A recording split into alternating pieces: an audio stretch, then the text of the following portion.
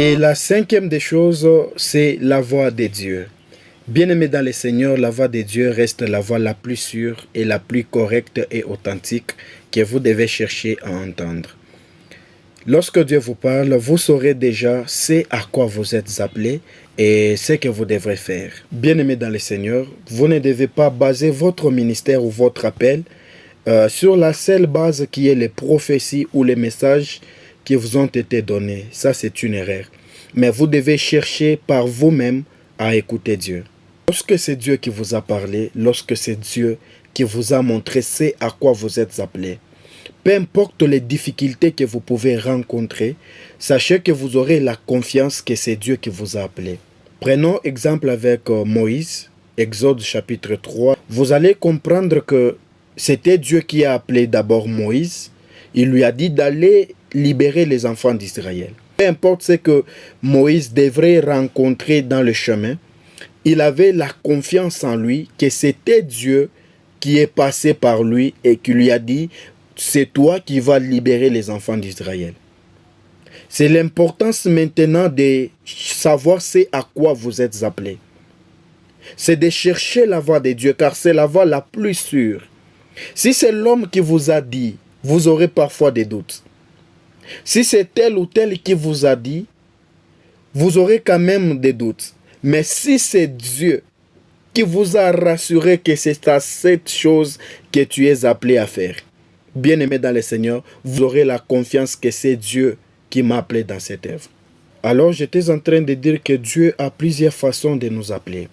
Alors, il n'y a pas une seule façon que je peux vous décrire que Dieu pourra vous parler de cette façon ou de cette manière. Non, il y a plusieurs façons de Dieu de vous parler. Mais tout ce que vous devez savoir, c'est que Dieu parle toujours. Si vous êtes un chrétien assoiffé à chercher Dieu, sachez que Dieu aussi ne va pas vous laisser intact, il vous parlera toujours. Il y a plusieurs façons de Dieu de vous parler. Ça peut être par les canaux des songes, ça peut être par les canaux des visions. Voilà pour donner la lumière à notre sujet. Bien-aimés dans le Seigneur, souvenez-vous précédemment, je vous avais dit que c'est plus mieux d'écouter Dieu personnellement. Qu'est-ce que je voulais dire? Rappelez-vous, je vous avais dit encore que il fut un temps où j'ai reçu beaucoup de messages venant des hommes de Dieu, bien sûr, qui m'ont parlé, tu es appelé à ça, tu es appelé à ceci, tu es appelé à cela. Et cela avait causé une difficulté à moi, disons, une confusion totale à moi. Et la confusion était permanente pendant un certain temps. Cela m'a poussé à chercher la voix de Dieu que nous sommes en train de développer. C'est avec la voix de Dieu que j'ai su c'est à quoi j'étais appelé. Alors, ici, j'aimerais vous dire que vous devez développer l'écoute. Vous devez développer votre capacité à écouter Dieu. Si vous êtes assoiffé à chercher Dieu, qu'il vous montre ce à quoi il vous appelle, sachez que Dieu ne vous abandonnera pas. Dieu ne vous laissera pas tel que vous êtes sans que vous ayez une confirmation sur ce à quoi il vous appelle. Vous devez savoir que vous êtes l'image ou vous êtes l'œuvre de ses mains.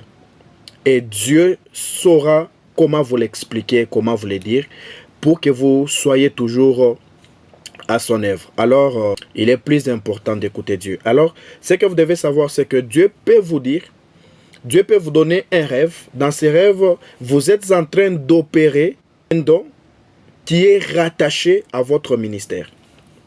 Je ne sais pas si je me fais comprendre, mais j'essaie quand même de m'expliquer.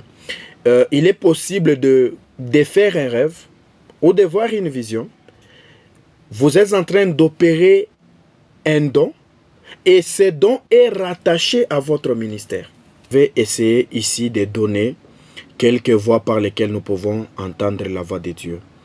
Premièrement, nous avons les rêves. Les rêves est un moyen par lequel nous pouvons écouter Dieu. Deuxièmement, nous avons aussi des visions. Les visions sont les moyens par lesquels Dieu peut nous communiquer sa pensée pour comprendre ce à quoi il nous a appelés. Nous avons aussi la voix audible. La voix audible est un moyen aussi par lequel nous pouvons écouter Dieu.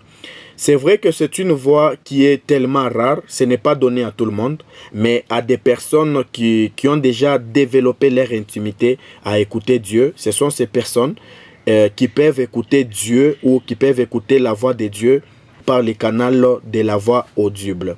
Nous avons aussi la parole de Dieu. La parole de Dieu est un moyen aussi qui nous permet à écouter Dieu. Et laissez-moi vous dire que lorsque nous lisons la parole de Dieu, nous ne lisons pas seulement la Bible, mais Dieu peut nous parler au travers de sa parole. Qu'est-ce que vous devez faire pour arriver à comprendre ce à quoi Dieu vous a appelé ou à comprendre votre appel? Bien-aimés dans le Seigneur, vous devez développer votre intimité avec le Seigneur. Que ça ne soit pas pour 3 jours, 1 semaine ou encore 2 semaines, non. Vous devez développer votre intimité. Et je peux même vous dire que vous devez même planifier juste un moment de prière selon votre capacité de prier. Moi, je me rappelle lorsque j'ai cherché la voix de Dieu, lorsque j'ai cherché que Dieu me dise c'est à quoi j'étais appelé. Qu'est-ce que j'avais fait? J'avais planifié un moment de prière. Je crois que c'était 30 jours de prière. Et j'ai prié de 22 heures à X temps, c'est-à-dire l'heure à laquelle je pouvais me fatiguer et je m'arrêtais. Et je me rappelle, c'est au bout de ces 30 jours que Dieu m'a parlé, que Dieu m'a révélé c'est à quoi j'étais appelé. Il peut se faire que vous, dans un mois, vous n'arrivez pas à entendre Dieu. Cela ne veut pas dire que Dieu ne veut pas vous parler, non. Vous devez encore développer, aller encore au-delà de ce que vous avez planifié avec le Seigneur. Et que ce soit seulement un moment que vous avez planifié à prier de cette manière. Seigneur, montre-moi ce à quoi tu m'as appelé. Juste ce sujet de prière, vous les priez tous les jours, tous les jours, tous les jours, tous les jours. Et croyez-moi, Dieu vous fera grâce, il vous montrera ce à quoi il vous a appelé. Alors, ce sont là les prières que tu dois faire régulièrement. Tu dois prier régulièrement pour que Dieu te montre ton appel et que Dieu te précise ce à quoi il t'a appelé.